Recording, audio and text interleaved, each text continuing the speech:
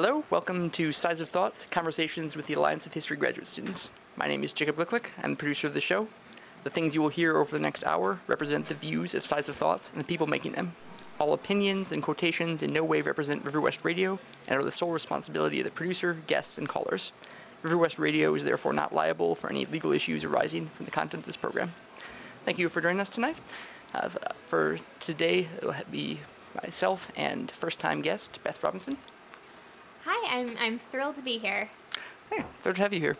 And the topic that we're going to talk about, or at least initially talk about, and then play out the different strands in history and politics, wherever they lead us, concerns 1930s labor and women's labor and labor organizing and struggles, achievements, limitations, failures, co-ops of that period, and also particularly how the 1930s is regarded afterwards, which is a topic that is far from my own specialization, but Beth is completing dissertation work on. So in that, and if it had the benefit of being able to read several of chapters at this point and see it in kind of presentation, but kind of the summarized, extended elevator speech like version of particularly in terms of what you write about the 1930s and League of Women Shoppers and just what you've found recently in in research into that period.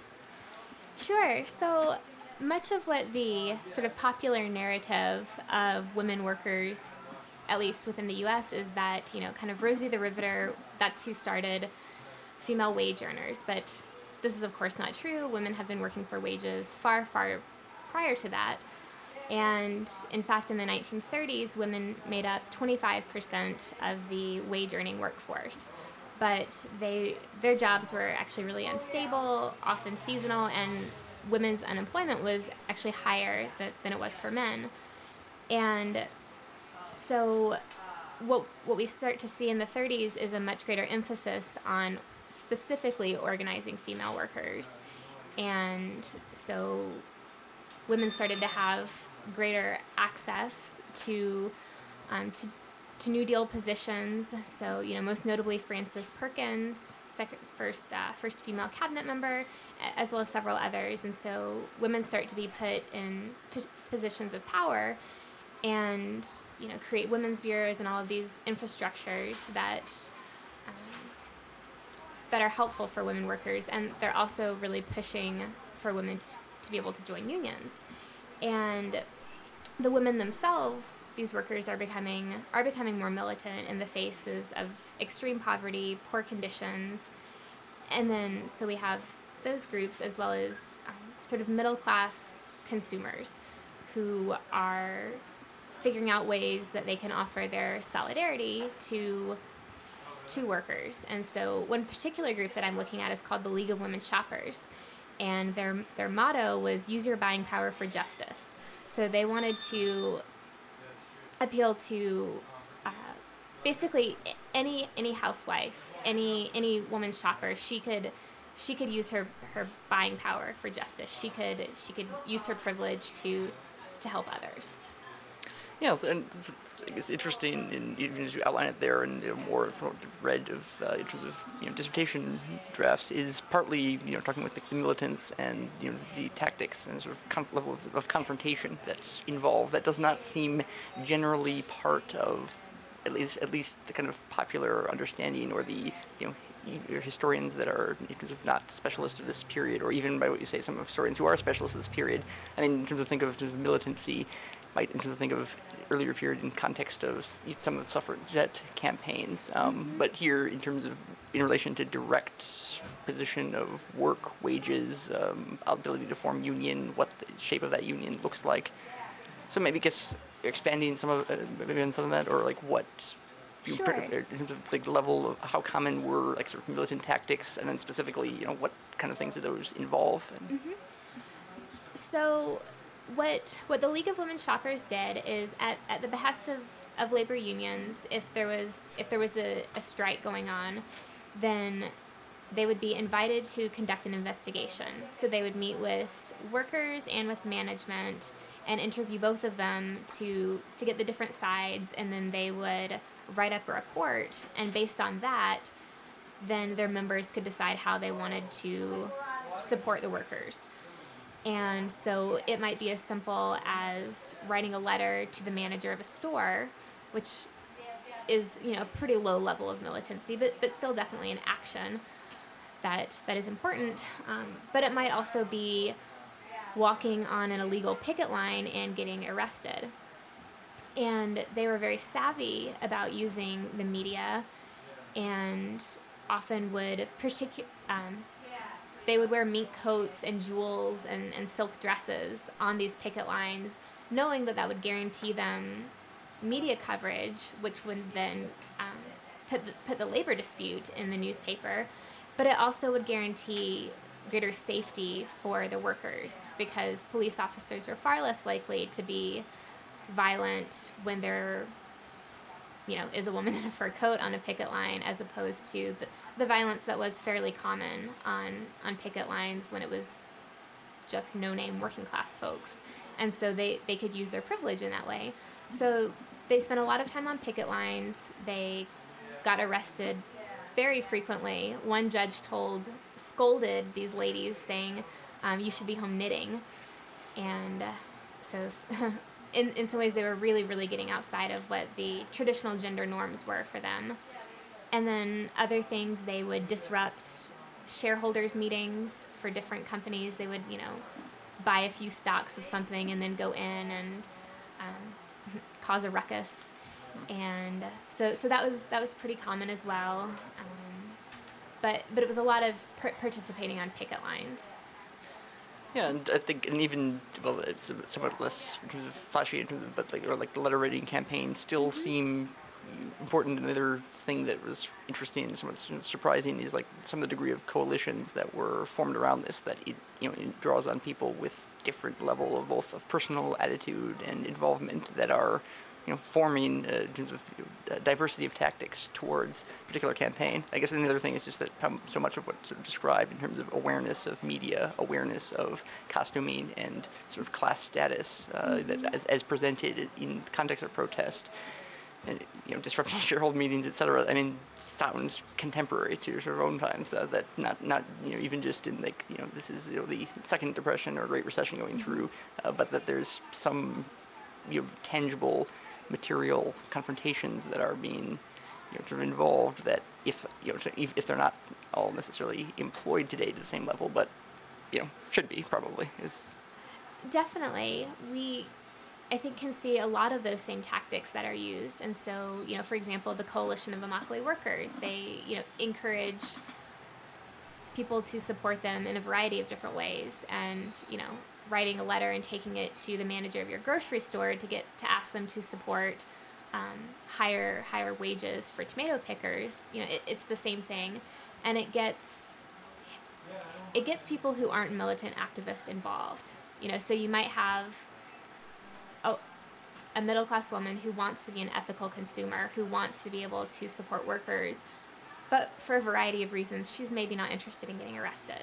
And so this is a possibility for her. And I actually think that this is something that we need more of within activist communities, is ways to bring a lot of people in, and not just super radical folks, but to give a lot of people access and tools to be active. Yeah, it seems that, and it comes up as how it seems to be organizing research, or at least how you're presenting several trends of research, that it's not a prioritization around ideology or origin, or where the the foundation or kind of precedent for different groups is. I mean, it seems to be taking that the reason that drew people out into this wasn't necessarily Marxism or variant of Marxism or Marxism, but it was conditions that they experienced or saw or witnessed. So that, I guess in some cases, echoing sort of tactics of more successful groups in centering on the problems that are sort of transparent, that will outrage most sort of decent people if they are properly exposed to it, or maybe outrage is too strong, but will at least unsettle perhaps, and that are also correctable, that with campaign can be changed. Exactly. What this group, as well as they're a part of a much larger, I think, worker justice movement in the 1930s, what many of them were just trying to do, or not just, but what they were trying to bridge the gap between capitalism and democracy. And so they were trying to not necessarily stage any sort of revolution, but they were trying to improve people's lives in the situation that they were living under. And so they could, it isn't a wild idea to have better hours, better conditions, better pay, less racism and sexism within working environments. And this is what really this whole movement was sort of working towards, was just more ethical forms of workplace. Yeah. So that's kind of the setup that are examining for this period, or what sort of see the value, kind of like recapturing the details of that time. I guess you alluded to this a bit. What? I don't know what's going on. I just called Dawson too. I think it's everywhere. It doesn't seem to be online. Really? That's why it's, I don't know what's going on. I don't know if Nick's here. Or Zav is, at least. Maybe ask him what's... if nothing else, we are, I think, still recording, so I don't think it's... Or, well, but the... so, I mean, you alluded to this somewhat, but how does, in terms of this contrast with other views of 1930s that either, don't talk about these groups or campaigns at all, or talk about them in a different way? I mean, are there points of historiographical controversy that get into, or that...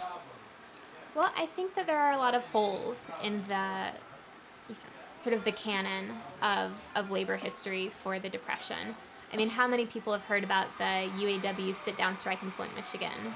I mean, everybody who's studied the Depression, even in just high school, they've learned about that. But how many people have heard about these same, sit-down occupations in Woolworth's counters in Detroit at the exact same time? Little. I mean, I've just heard about it from you before in kind of the research, so that's not doesn't become a thing. But yeah, it just doesn't come up. And this is 100 women occupying a Woolworths counter.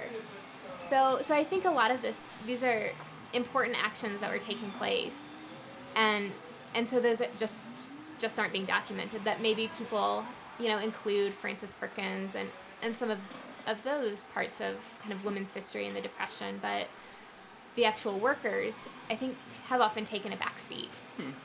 So do you think this goes partly with just a common pattern of like marginalizing in terms of women's agency or women-specific groups that runs out of the period, or specifically because it doesn't fit as evenly into sort of the narratives that historians are comfortable with in describing the 1930s? I think that's part of it, and it's also sort of uncomfortable to think about why it was that it was more common for women to be unemployed than men, and particularly women of color, and the role that unions played in that, which often was, pushing for male employment at the expense of female employment, and that also doesn't fit quite as neatly with some of the ways that unions have been propped up as the saviors of the Depression, or the saviors of workers at that point. Sure. So maybe they were the saviors of some, but...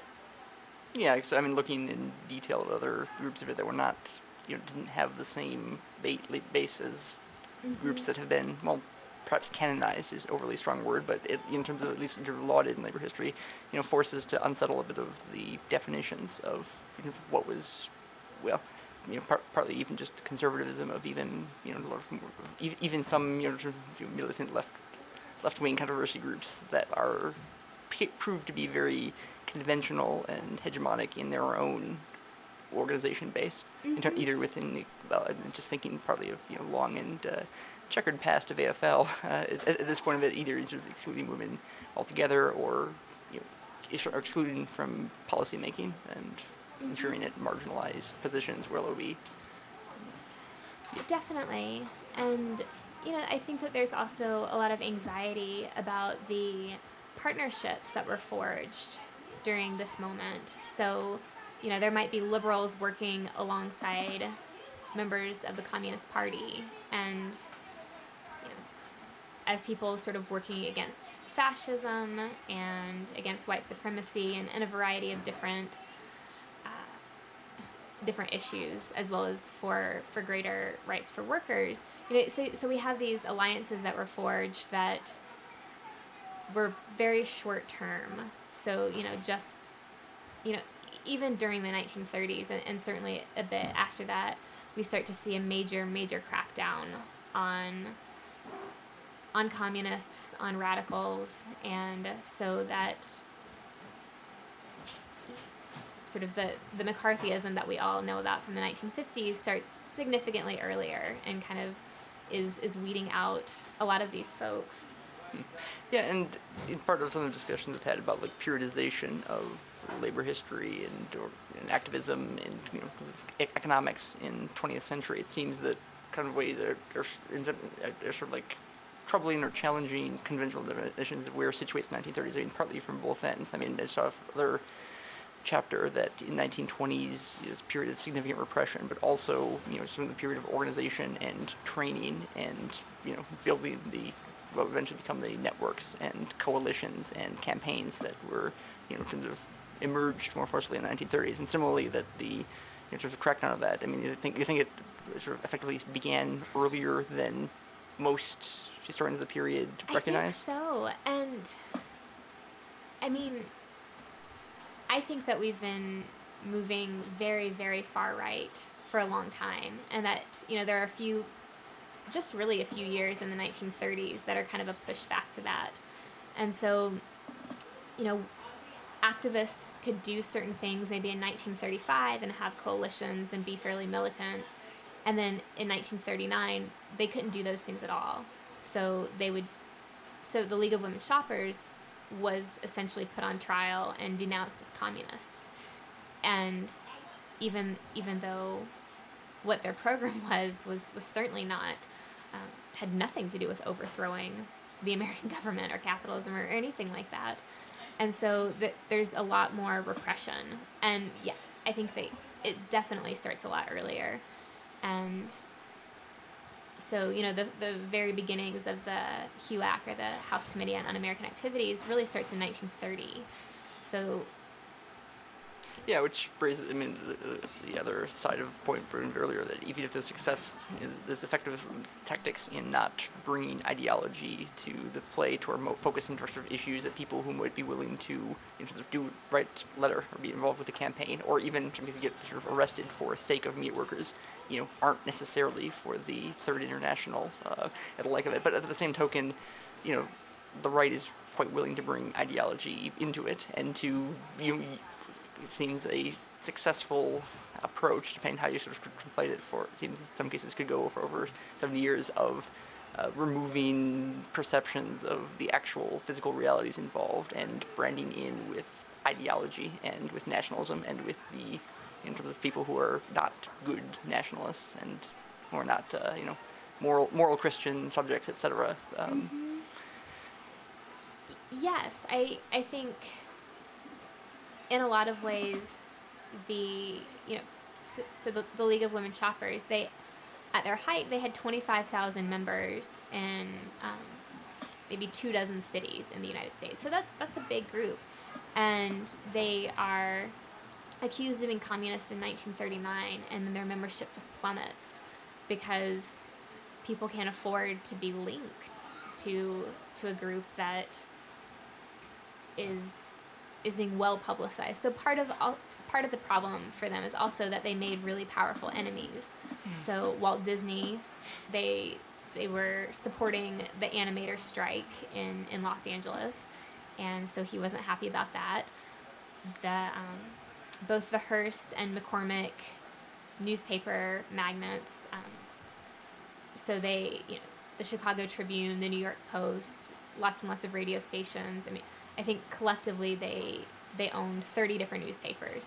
They were and their writers had gone on strike, and the League of Women Shoppers supported them, and so these newspapers are just publishing stories right and left about the League of Women Shoppers being dangerous and subversive. And so, so they make these enemies, and they just go after them for all these things. But really, part of it is that they're also attacking the New Deal. So William Randolph Hearst referred to FDR as Stalin Delano Roosevelt. So kind of with one side of his mouth, he'd be talking about the League of Women Shoppers, and the other about how the New Deal was really communistic and he didn't want to pay taxes. And so it was a lot of equating communism with these pretty liberal solutions. Yeah, and it seems that in some cases that becomes a very difficult pressure for any group to fight back against, given the amount of resources that can be done, and also just in some cases how successfully, for how long the right can put out these associations until they stick, until they sort of gather momentum. And I guess that also brings in what sort of implications of that, of a revision 1930s is also thinking in terms of what happens next, which also seems partly a question of what's happening now, or Sure. what should happen now. I mean, I guess partly the treatment of FDR seems interesting in a number of ways. I mean, partly because it's a symbol, partly because this person that in teaching this at any in any context of it, of course, not focusing in great detail on 1930s has to be. It seems unfortunately one of the few things that gets mentioned. So, and it seems a tendency that you mentioned before of FDR appearing as the sort of overweighted symbol for both left and right. That he's either in terms of the Stalin, Delano Roosevelt, he's the in terms of the tyrant that extended government and eroded in terms of liberty, and which is that's Cato Institute and any number of other ones' interpretation of in terms of historiography on that count. Or on the other hand, he can be sort of, if he's the person that achieved all this, that if he's the one that is held as responsible for major changes, that and is visioned as doing changes simply on his own benevolence or own agency, that implicitly erases the large number of other people that were directly connected with the economic changes of it and were pressuring for shifts. Exactly. Yeah, I think that those really are the two ways that he's kind of been polarized as being either one of those. And of course, neither one of those are a complete vision or a complete understanding of what his role as president was during the Depression. And as an elected official, he had certain responsibilities that he had to do, and he wasn't responsible for many of the gains that happened for workers during this time. Just because laws were passed that declared unions legal didn't mean that they were enforced. And so that's where these activists came in. And that was something that Obama said while he was campaigning is, once I get to office, continue to pressure me. Activists need to continue to pressure me. And it doesn't seem, I don't think we've seen that much of that. And perhaps if that were the case, then maybe, or maybe not, things would be different now. But I think that there are a lot of lessons that we can learn from looking back at justice movements from the past.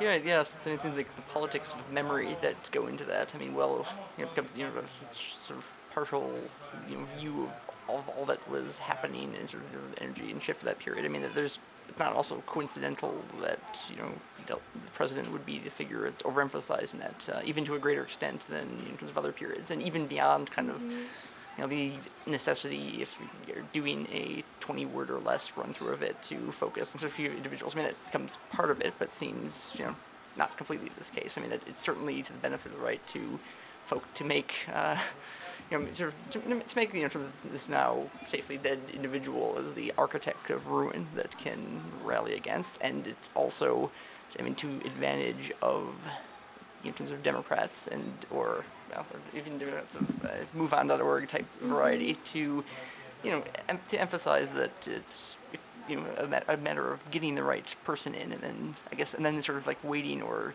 trusting or hoping or some kind of indicated pressuring. But in terms of MoveOn.org doesn't call ever for picketing against in terms of the sitting president as a way of even as a tactic that might have been sort of effectiveness of making in terms of say, well, sort of have to do this to sort of appease the people and make these kind of other changes for crazy lefties.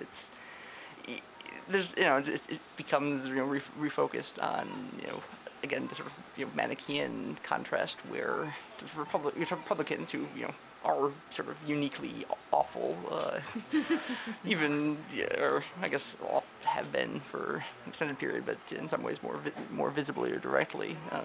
Front of the contrast that then circling around in terms of even president and a tactic that encourages either electoral mechanisms or kind of awaiting and trusting and like justifying. Yes, and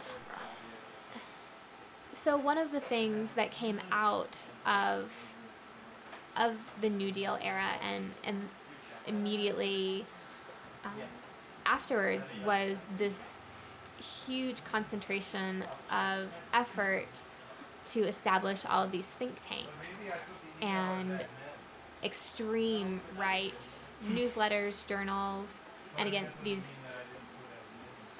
think tanks that would be funded by the DuPonts or extremely wealthy corporations and businessmen, and they would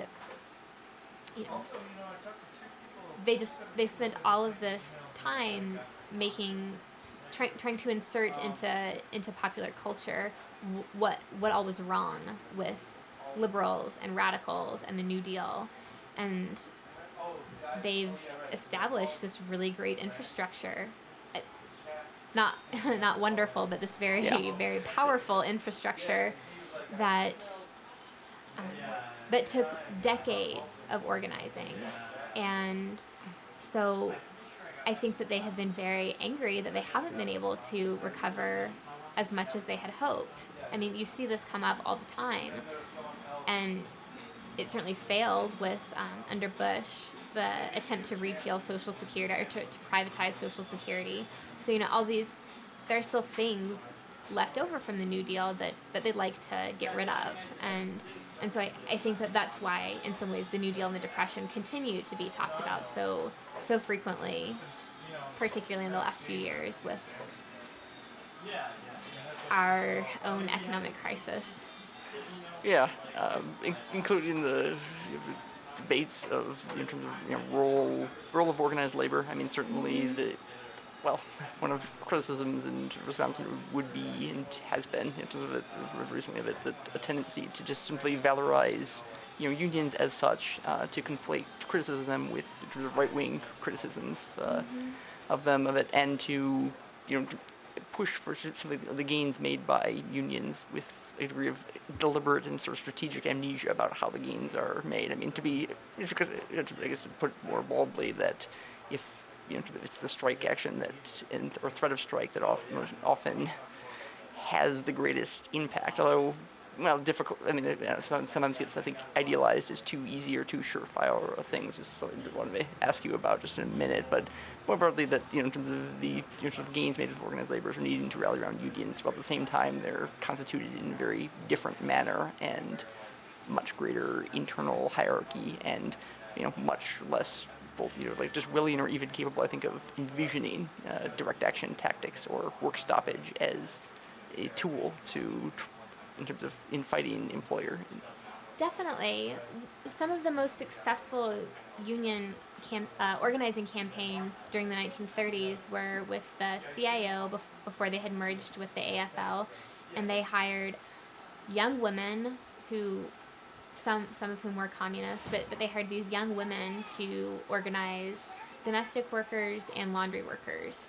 And it wasn't just around kind of the bread and butter issues of better pay and fewer hours. It was around ending racial discrimination, ending sexual harassment.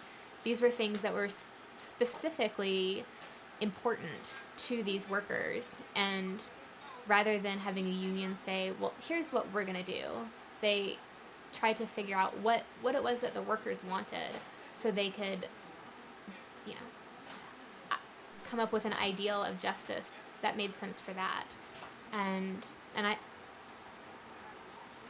I think that that's less common as things have become, I think, more standardized. And I mean, to be fair, these activists doing this certainly were purged from these unions pretty quickly after the Red Scare. So. Yeah, I mean, that's also a useful rejoinder of considering the broader spectrum of this, partly that if union can mean, you know, many more things than is recognized. If union can mean, I mean, in terms of, you know, racist, sexist, in terms of, you know, reactive, or in some cases it can mean racist, sexist, or militant, you know, that is confrontational, and by so many tokens of it might be doing certain things right with its, in terms of white male membership that is trying to defend, or in other cases can mean simply in terms of, you know, professionalized, in terms of negotiation focused setup. But it can also, you know, if it's intrinsically like in coalition with sort of other groups and with focused and, you know, like drawing on, well, I mean, sort of said, sort of make sort of communist women that, you know, have certain perspective and ability and, you know, experience with other tactics that seems, you know, makes a particularly, you know, good in terms of resource, or that allows sort of some of the training that otherwise, you know, doesn't have happened at that pace, you know, in the sort of, the crucial opening of, you know, a few years in the 30s when there was an ability to affect some direct change. Yeah, but then also, I mean, if it's a community around women that might in many cases have ideology, but are basing their justification around the specific situation of sort of sisters that are in terms of solidarity with, then, you know, does that seem to also just open? Well, I mean, I'm trying to avoid too much of like speculating on this, sort of like, well, if hadn't been sort of like most consent members purged and effectively dismantled it, but, you know, as a kind of approach, and does it seem better able to speak to, I mean, issues of economic justice and in terms and considerations beyond some of the, you know, more restricted framework that the mainstream unions have argued for? I think it does. I think that what very successful organizers in the 30s and of course beyond have done is to figure out and to use workers' identities beyond that of just being a worker. And so, you know, what's important to somebody other than working conditions? Well, so the domestic workers, the domestic workers union had an office where, you know, there is free childcare. There was a kitchen that workers could use, and they could get coal for free. And so, you know, they could go there and cook, and it would be pleasant, and it was, you know, it was a gathering space that met social needs as well as these economic needs. And so, you know, these organizers figured out what are some of the issues that are facing these workers beyond just bad pay and crummy hours, and, you know, how can we help improve lives? And so, you know, coming up with this kind of social justice union that looks at people's whole experiences rather than just what they're doing on the job, I think is really useful, and, you know, can build a lot of alliances that don't necessarily just have to do with workplace issues, but, you know, a myriad of justice issues. And I guess talking about a bit more about some of the individuals that were involved in this and that contributed in different ways. I mean, do you see a lot of just like really different spectrum, not to, in terms of like involvement with it? I mean, in terms of people that were that involved really consistently of it, or, you know, became contributing to the movement in different ways for a while and then dropped out. And like, I guess if so, like what kind of sort of a timeline, or, I mean, I guess stressing points, I mean, beyond, I mean, what should be said as a backdrop, that, you know, sort of not just, you know, exactly in terms of, you know, safe, sort of pleasant, unstressful work, in terms of going into kind of confrontation. But did there seem to be different things that, you know, led people to be sort of involved with it longer than others, or that were So some of the organizers had been workers, so particularly some of the laundry organizers had worked in laundries themselves, and so they had that connection to the working experiences. Some of the activists, had been involved in, the Women's Trade Union League or the National Consumers League, or various other justice groups, and then would be active in the civil rights movement and the anti-nuclear movement. They were sort of 20th century activists, that they did all kinds of things.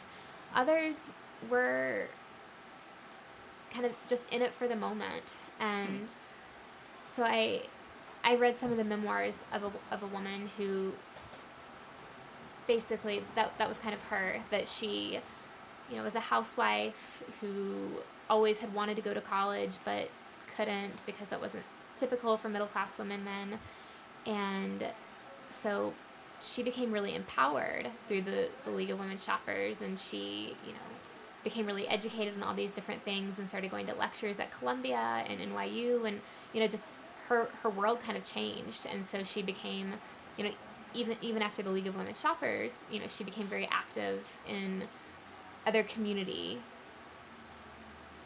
issues and local school district issues, and so it seemed to be this really great space for empowering women themselves in order to gain skills, as well as to see that they could make a difference. They could even the most impoverished housewife could make a difference based on her consumption choices, and so that's really important. Yeah. And so there seem to be a lot of different kinds of people involved within the worker justice movement. Yeah, and it seems another way that can really relate to the challenging of some other norms, whether in scholarships or politics. I mean, is if that this in terms of ends and gets no longer able to be functioning because of in terms of other pressures in terms of Red Scare and official response, that for the most part of it doesn't in terms of mean to the women involved just return or reassimilated back effortlessly. I mean, I guess other particular times, or like other groups that seem to sort of coalesce from my membership, or is it just? Well, I guess also, as you said, I mean, since there's not quite the same amount of space that's available at labor union, it just not as kind of the direct equivalent, but a lot of individual evidence that are become involved in a variety of different economic and gender-related causes. Well, so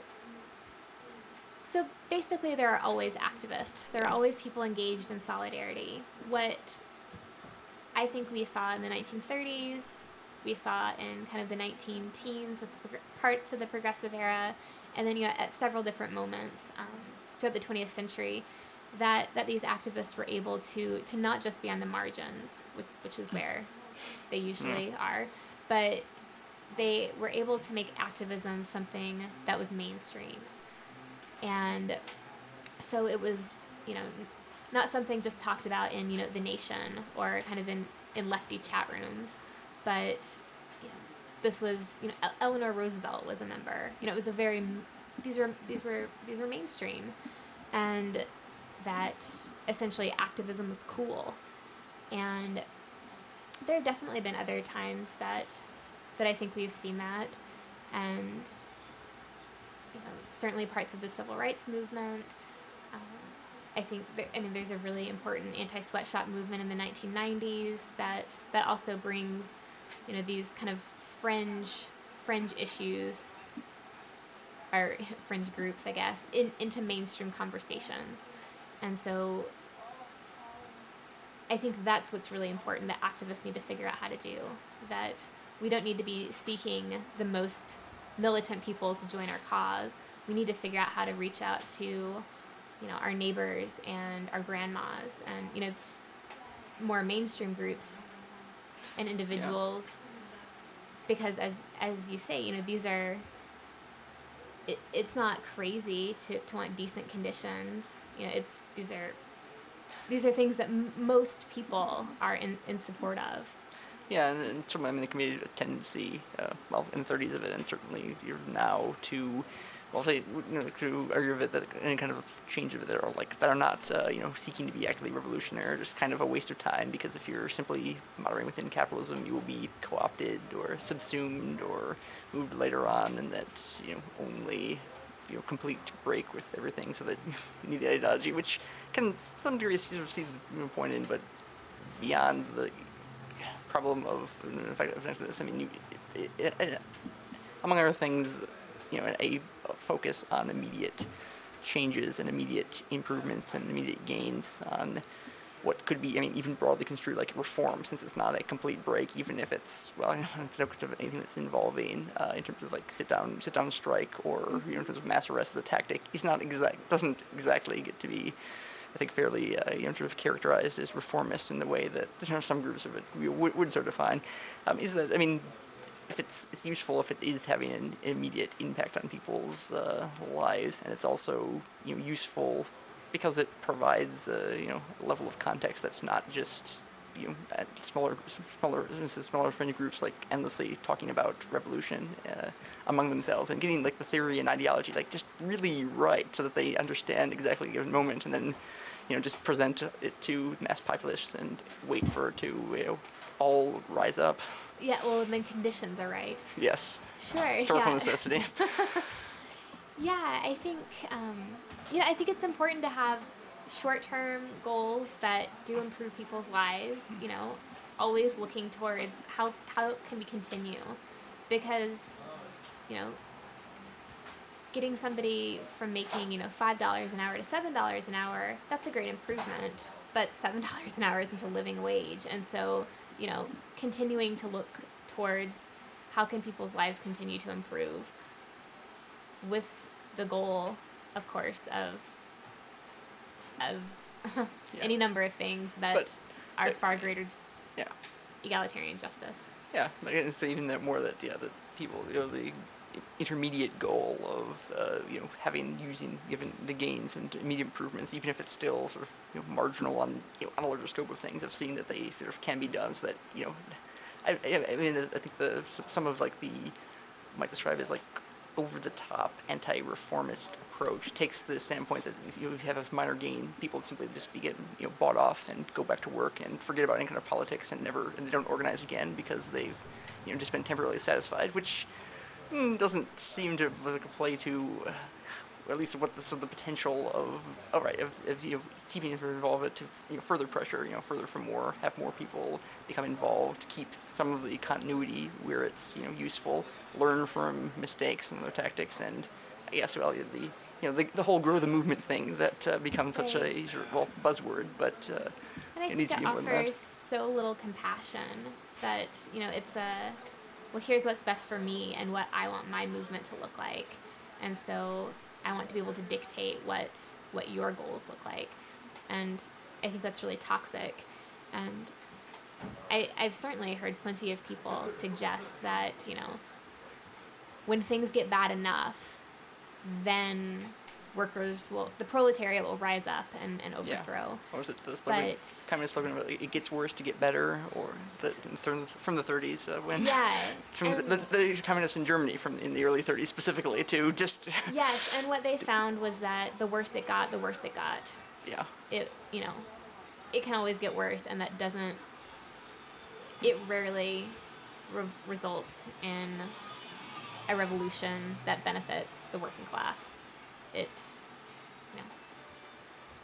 that connection, I don't think, is as strong as what many would want it to be.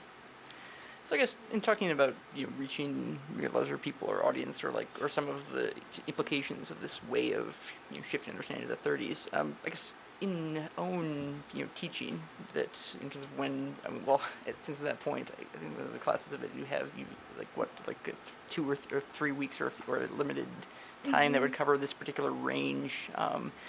Does that within that? I mean, does kind of the research I've been doing sort of now bring in things that try to present to students, and if so, in which form, and then how is that experienced, or again, just kind of like compressing through the vice of the actual limited time in any teaching situation. Definitely. Well, what I have found, and this might not be universal at all, but what I have found is that students really connect much better with history that they can relate to. So, in Wisconsin, I think it's really important to connect students to, maybe what was going on in the 30s in Wisconsin.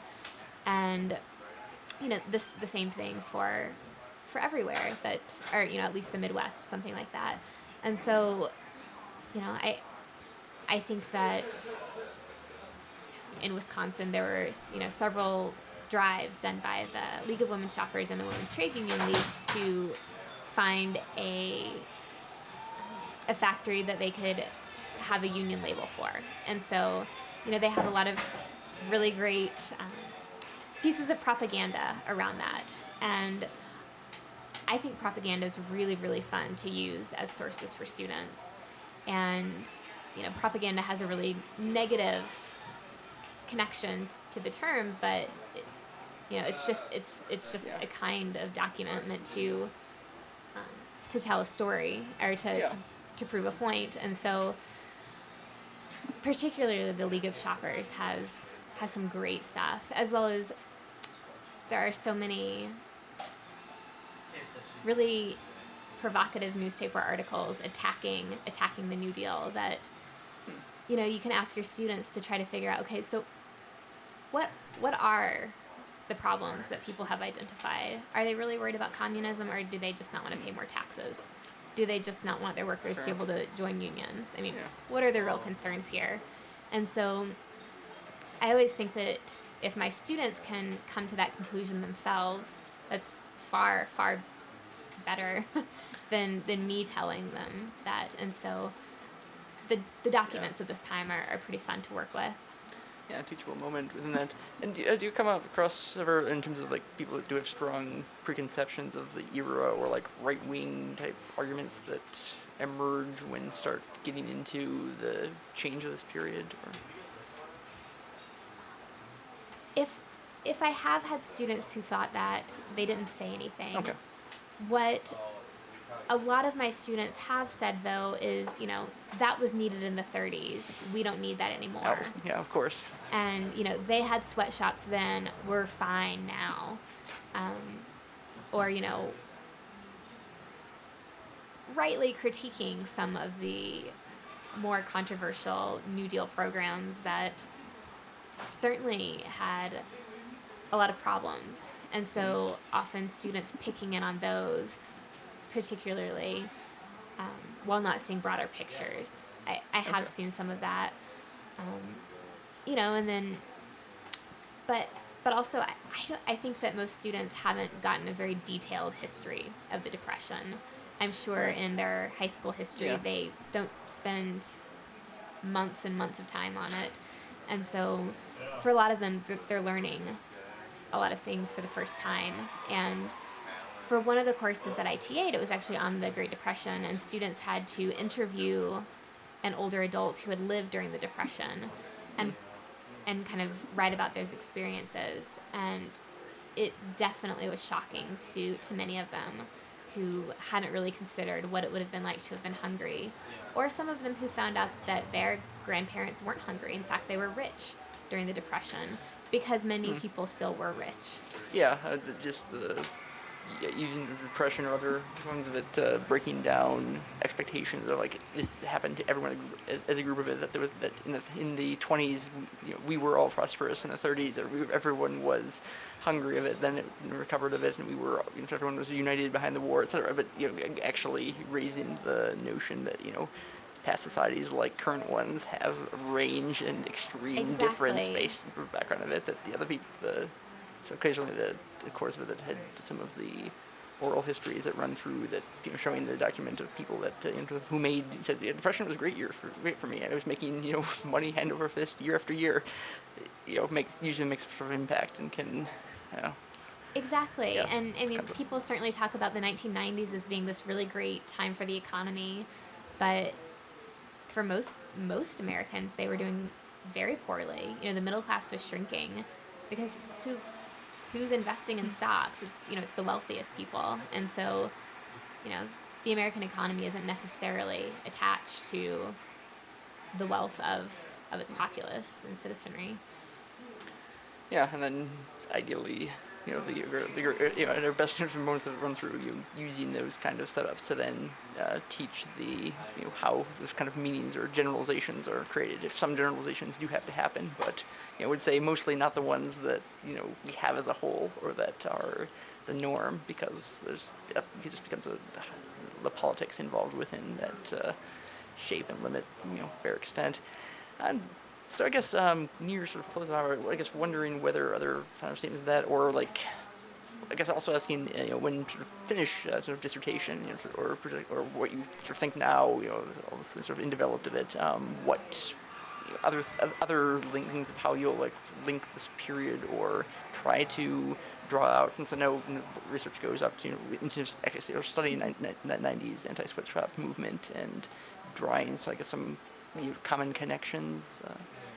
So what my dissertation looks at is really sort of the rise and the fall of 3 different anti-sweatshop movements, and I've seen a lot of connections between them. And so there will be these periods where there are these really important activisms happening against sweatshops and that are part of larger kind of worker justice movements, and then there's this really significant backlash to them, and so I guess if nothing else, it means that what you're doing is working. But so what I found is that a lot of the rhetoric that historians have used to describe reformers or activists who are middle class is pretty dismissive, and almost that anybody who has privilege, we shouldn't even be studying them, because we should only be studying the most worst off, the most impoverished person, because they're the authentic working class, they're the authentic activists. And so I think it's really important to see that, and it is the case that there are plenty of activists and reformers who are a problem, but it is also, I think, really useful as historians and perhaps as people who do want to use their privilege for justice and for solidarity, that that there are these connections that are pretty easy to make, and privileged people listening to workers and saying, what do you need from us, and not working as opposed to how can you follow this plan, make sure to go through this thing that we've determined. Exactly. But actual dialogue, coalition, really, which is perhaps far from the norm even among activist circles, but which might explain any number of things of how it becomes marginal. So then in part the question of the real activist becomes also the one that is doing activism and that is doing a campaign, is using some things that are effective, so that we learn somewhat, we can still learn implications from how that played out. Yeah, and another group that I'm looking at, United Students Against Sweatshops, I'm going to roughly paraphrase what their motto is, but it's based off of an Aboriginal activist who says, if you've come here to help me, then you're wasting your time. But if you've come here because your liberation is bound up in mine, then we can work together. Yeah. If activists see themselves as part of a movement for justice that's much larger, but not just, working to help the poor people, that I think that's when it's the most successful and has the greatest opportunity for long-term coalitions. Nice. Yeah, I think that works as a fairly good concluding thought for we get to end at a rare point of comparative optimism, at least, even though we do have to recognize that group and saying this becomes often marginalized, or the backlash happens and is fortunately often quite successful. So anyway, thanks for tuning in.